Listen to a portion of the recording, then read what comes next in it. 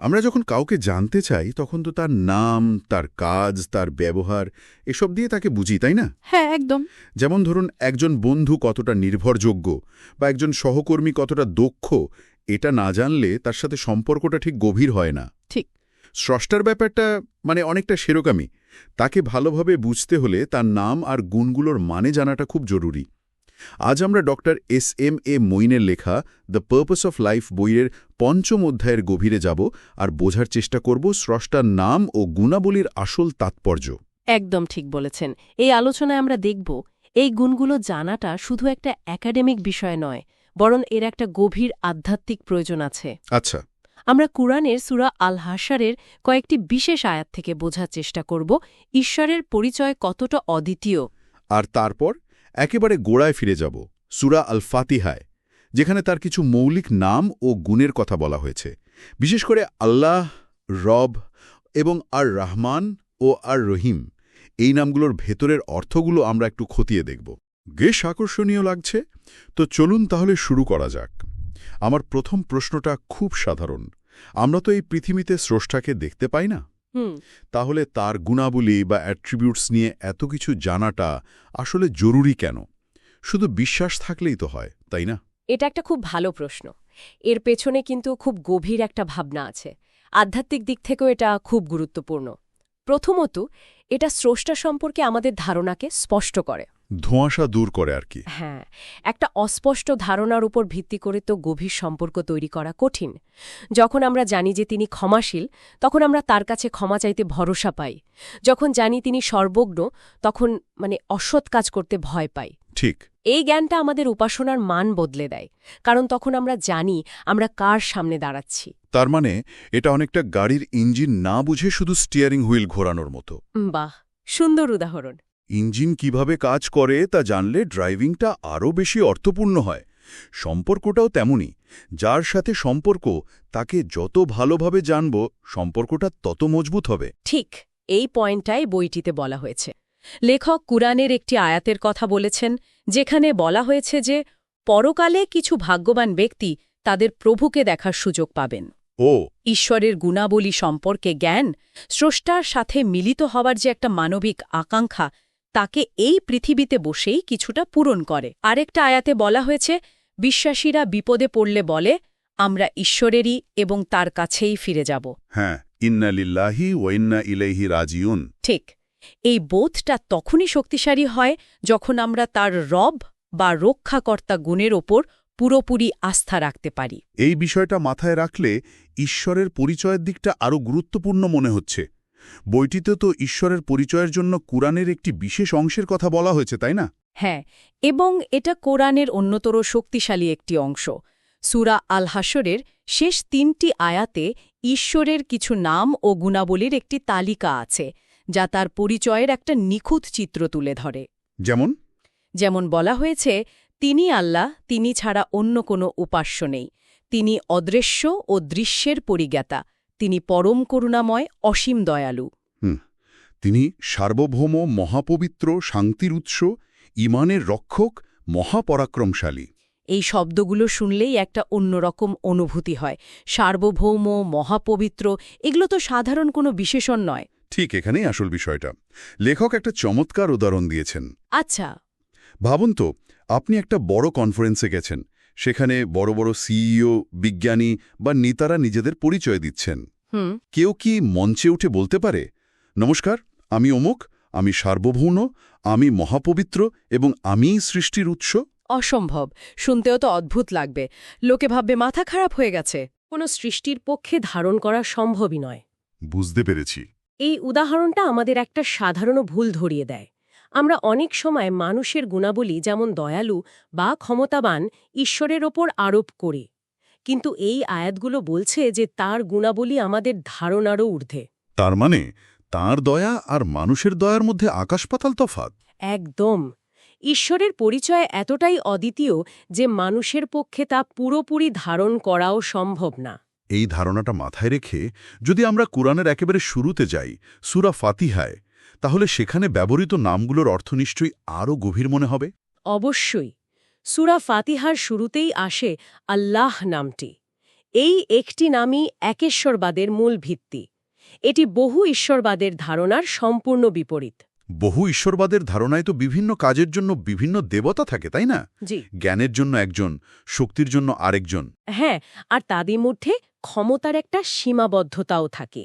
কখনো কখনো তাদের মধ্যে আপোষ বা সংঘাতের গল্পও শোনা যায়। ঠিক। কিন্তু আল্লাহ নামটি এমন এক সত্তাকে বোঝায় যিনি স্বয়ংসম্পূর্ণ এবং যার মধ্যে সমস্ত গুণাবলী একাই বিদ্যমান। যখন আমরা আল্লাহ বলি তখন আমরা কেবল একজন স্রষ্টাকে ডাকি না, বরং তার সমস্ত গুণাবলীকে একসাথে স্মরণ করি। এর মধ্যে তার ৯৯টি সুন্দর নাম বা আল আসমা উল হুসনাও অন্তর্ভুক্ত। এই ব্যাপারটা পরিষ্কার করার জন্য কোনো উদাহরণ আছে কি? সেরা উদাহরণ হল বিসমিল্লাহ বা আল্লাহ নামে শুরু করছি। যখন আমরা কোনো কঠিন কাজ শুরু করার আগে এটা বলি, তখন আমরা কিন্তু শুধু তার একটি বিশেষ গুণের সাহায্য চাই না। ও আচ্ছা।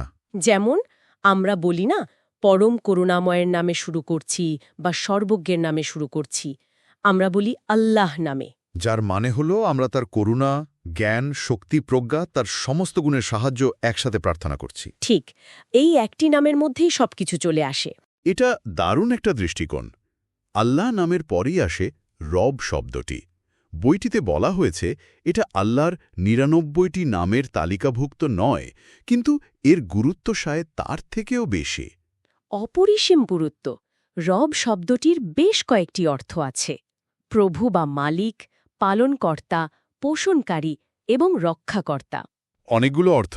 হ্যাঁ, প্রথমে যদি মালিক হিসেবে দেখি, এই ধারণাটি স্রষ্টা ও সৃষ্টির মধ্যে একটি রব আব্দ বা মালিক দাস সম্পর্ক স্থাপন করে। মালিক দাস সম্পর্কটা শুনলে কেমন যেন একটা নেতিবাচক ধারণা আসে, মানে জোর করে খাটানো, কোনো স্বাধীনতা না থাকা। এখানেই প্রচলিত ধারণার সাথে এর পার্থক্য। ইসলামিক পরিভাষায় আব্দ বা দাসের স্বাধীন ইচ্ছা আছে, বুদ্ধি ব্যবহারের সুযোগ আছে এবং তার প্রতিপালকের ভালোবাসা ও যত্ন পাওয়ার অধিকারও আছে। ও আচ্ছা। এখানে সম্পর্কটা ভয়ের নয়, বরং ভালোবাসা, কৃতজ্ঞতা এবং নির্ভরতার। একজন আব্দ জানে যে তার রব তার প্রয়োজনের সবচেয়ে ভালো খেয়াল রাখবেন। আচ্ছা, এবার যদি পালনকর্তা বা নারিশার হিসেবে এর তাৎপর্য দেখি। যদি পালনকর্তা হয়, তাহলে বইয়ের এমব্রায়োলজির উদাহরণটা বেশ শক্তিশালী। লেখক কোরআনের একটি আয়াতের কথা বলেছেন, যা প্রায় ১৪০০ বছর আগে মাতৃগর্ভে মানব শিশু তৈরির ধাপগুলো বর্ণনা করেছে। তাই নাকি? হ্যাঁ, একটি শুক্রাণু থেকে রক্তপিণ্ড, তারপর মাংসপিণ্ড এবং হাড়, শেষে পূর্ণাঙ্গ মানুষ। এই যে জটিল প্রক্রিয়া, এটা তো সাধারণ পালন নয়। এটা তো এক কথায় বিস্ময়কর সৃষ্টি। একটা কোষ থেকে চোখ, কান, মস্তিষ্ক তৈরি হচ্ছে। পুরো ডিজাইনটাই তো নিখুঁত। বিজ্ঞান তো এই ধাপগুলো আবিষ্কার করেছে মাত্র সেদিন। ঠিক তাই। এরপর আসে চেরিশার বা পোষণকারী হিসেবে রবের ধারণা। রব আমাদের অগণিত ও অমূল্য উপহার বা নিয়ামত দিয়েছেন, আমাদের জীবন, দৃষ্টিশক্তি, নিঃশ্বাসের জন্য অক্সিজেন, পরিবার। এগুলোর জন্য তো আমরা কোনোদিন বিল পরিশোধ করিনি। সত্যি, মাঝে মাঝে আমরা এই সাধারণ জিনিসগুলোকেই আতারিমাই বা গ্র্যান্টেড হিসেবে ধরে নিই, তাই না? ১০০ বার। লেখক এখানে সূরা আর রহমানের কথা মনে করিয়ে দিয়েছেন, যেখানে বারবার প্রশ্ন করা হয়েছে, সুতরাং তোমরা তোমাদের রবের কোন কোন নিয়ামতকে অস্বীকার করবে? এই প্রশ্নটা আসলেই আমাদের নাড়িয়ে দেওয়ার জন্য। একদম। আর সবশেষে সাস্টেইনা বা রক্ষাকর্তা। এই বিষয়টা নিয়ে আমার একটা প্রশ্ন আছে। যখন আমরা দেখি একজন ভালো মানুষ কষ্ট পাচ্ছে বা কোনো দুর্যোগে মারা যাচ্ছে, তখন রব বা রক্ষাকর্তা ধারণাটির সাথে মেলানো কঠিন হয়ে যায়। বইটিতে এই আপাত বিরোধাভাস নিয়ে কিছু বলা হয়েছে কি? খুব গুরুত্বপূর্ণ একটা প্রশ্ন, এবং এটা অনেকের মনেই আসে। লেখক এখানে একটি গভীর প্রশ্ন তুলেছেন। কিভাবে একজন সম্পূর্ণ সুস্থ যুবক হঠাৎ হার্ট অ্যাটাকে মারা যায়, অথচ বিধ্বংসী ভূমিকম্প বা ঘূর্ণিঝড়ের কয়েকদিন পর ধ্বংসস্তূপের নিচ থেকে একটি শিশু বা বৃদ্ধকে জীবিত উদ্ধার করা হয়? হ্যাঁ, আমরা তো প্রায়ই এমন খবর শুনি। এর উত্তর হল, আমাদের জীবন বা মৃত্যু আমাদের শারীরিক সক্ষমতা বা সতর্কতার উপর পুরোপুরি নির্ভর করে না। রবই হলেন চূড়ান্ত রক্ষাকর্তা। কার জীবন কখন শেষ হবে বা কে রক্ষা পাবে, সেই চূড়ান্ত সিদ্ধান্ত তারই। আমাদের দৃষ্টিতে যা আপাত বিরোধাভাস মনে হয়, তার বৃহত্তর পরিকল্পনার কাছে তা অর্থপূর্ণ। তার মানে আমাদের কাজ হলো তার সিদ্ধান্তের ওপর আস্থা রাখা। ঠিক। বিষয়টা গভীর। রব শব্দের পরেই আসে আর রহমান এবং আর রহিম দুটো শব্দের সাথেই তো দয়া বা করুণা জড়িত। হ্যাঁ। আমার একটা প্রশ্ন আছে। আমরা বলি বিসমিল্লাহির রহমানির রহিম, এখানে তো দুটো শব্দই ব্যবহার করা হয়েছে। দুটোই যদি দয়া বোঝায় তাহলে আলাদা করে বলার কারণ কি? মনে তো হয় একই কথার পুনরাবৃত্তি হচ্ছে। চমৎকার প্রশ্ন। আর এটাই এই নাম দুটির সৌন্দর্য। দুটি শব্দই আরবি রহা ম মূল থেকে এসেছে, যার অর্থ মাতৃগর্ভ। মাতৃগর্ভ। হ্যাঁ, যেমন মাতৃগর্ভ একটি শিশুকে পরম যত্নে নিঃস্বার্থভাবে রক্ষা করে এবং পুষ্টি যোগায়, এই নামগুলো ঈশ্বরের সেই রকম গভীর দয়াকে বোঝায়। কিন্তু এদের মধ্যে সূক্ষ্ম এবং খুব গুরুত্বপূর্ণ পার্থক্য আছে। সেই পার্থক্যটা ঠিক কি? ইসলামিক স্কলারদের মতে আর রহমান নামের দয়া হল তাৎক্ষণিক কিন্তু অস্থায়ী। আচ্ছা। এই দয়া এই পৃথিবীতে সমস্ত সৃষ্টির জন্য, বিশ্বাসী বা অবিশ্বাসী, ভালো বা মন্দ নির্বিশেষে। যেমন দিনের আলো, রাতের ঘুম, বৃষ্টির পানি, ফল ফসল আদি। তার মানে একজন মানুষ ঈশ্বরকে বিশ্বাস করুক বা না করুক, সে কিন্তু সূর্যের আলো বা অক্সিজেন ঠিকই পাচ্ছে। এটাই আর রহমানের দয়া। একদম। লেখক একটা দারুণ প্রশ্ন করেছেন।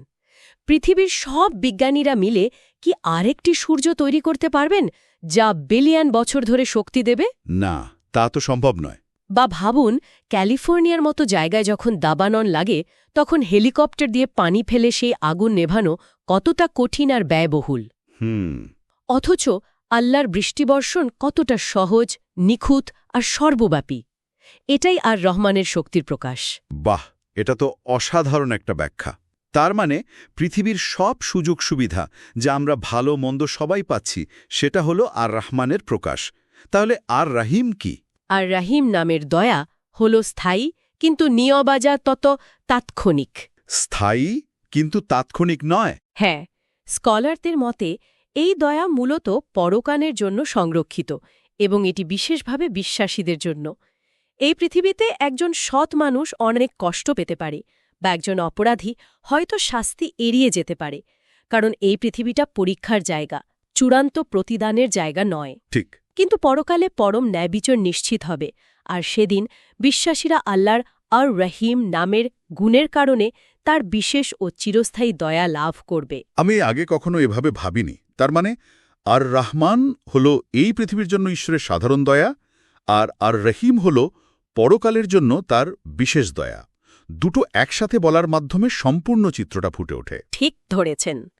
এই নামগুলো জানা শুধু একটা জ্ঞানার্জনের বিষয় নয়, বরং এর মাধ্যমে স্রষ্টার সাথে একটি গভীর ব্যক্তিগত সম্পর্ক তৈরি হয়। এই সম্পর্কের বিষয়ে বইতে কি বলা হয়েছে? বইটিতে কোরআনের একটি খুব সুন্দর আয়াত উল্লেখ করা হয়েছে, যেখানে আল্লাহর বলেন, আর আমার বান্দারা যখন আমার সম্পর্কে আপনাকে জিজ্ঞেস করে তখন বলে দিন, আমি তো কাছেই আছি। আমি তো কাছেই আছি। আমি আহ্বানকারীর ডাকে সাড়া দিই যখন সে আমাকে ডাকে। এখানে একটা বিষয় খুব ইন্টারেস্টিং। আল্লাহ কিন্তু বলেননি তাদের বলুন আমি কাছে আছি। তিনি তৃতীয় পুরুষ ব্যবহার করেননি। চমৎকার একটি পর্যবেক্ষণ। আল্লাহ সরাসরি প্রথম পুরুষে বলেছেন, আমি তো কাছেই আছি। এই ভাষার ব্যবহার স্রষ্টা ও সৃষ্টির মধ্যে সরাসরি নৈকাট্যকে বোঝায়। কোনো মধ্যস্থতাকারী বা দূরত্বের অবকাশ নেই, তিনি এতটাই কাছে। কিন্তু আয়াতের পরের অংশটাও তো গুরুত্বপূর্ণ। হ্যাঁ, পরের অংশে বলা হয়েছে, সুতরাং তাদেরও উচিত আমার ডাকে সাড়া দেওয়া এবং আমার প্রতি বিশ্বাস স্থাপন করা। তার মানে সম্পর্কটা দ্বিমুখী। একদম। আল্লাহ সাড়া দেওয়ার জন্য প্রস্তুত, তিনি কাছেই আছেন, কিন্তু মানুষের পক্ষ থেকেও বিশ্বাস, আনুগত্য এবং আহ্বানের একটি পদক্ষেপ প্রয়োজন। তিনি তার দরজা খোলা রেখেছেন, এখন আমাদের সেই দরজায় কড়া নাড়তে হবে। ঠিক তাই। আজকের আলোচনা থেকে একটা বিষয় পরিষ্কার হল, ডক্টর মুইনের বইয়ের এই পঞ্চম অধ্যায়টি আমাদের স্রষ্টাকে কেবল যুক্তি বা দর্শন দিয়ে নয়, বরং তার সুন্দর নাম ও গুণাবলীর মাধ্যমে ব্যক্তিগতভাবে অনুভব করতে শেখায়। এটা একটা বিমূর্ত ধারণা থেকে স্রষ্টার দয়া, ক্ষমতা ও নৈকট্যের এক জীবন্ত উপলব্ধির দিকে আমাদের নিয়ে যায়। সবশেষে একটি গভীর চিন্তার বিষয়। বলুন।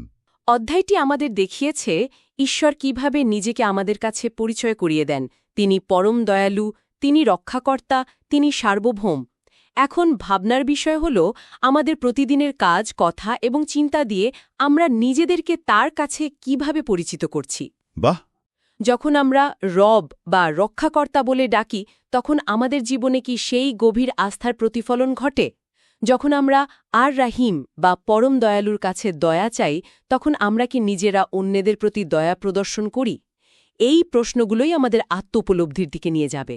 এই গভীর আলোচনাটি ডক্টর মঈন এর লেখা the purpose of life understanding the divine message through the lens of leadership and strategy বইটির ৫ম অধ্যায় থেকে নেওয়া। বইটি অ্যামাজনে পাওয়া যাচ্ছে। তবে যারা এই আলোচনা আরও এগিয়ে নিয়ে যেতে আগ্রহী তারা ৬ষ্ঠ অধ্যায়ের আলোচনার জন্য আমাদের পরবর্তী পর্বের অপেক্ষা করতে পারেন।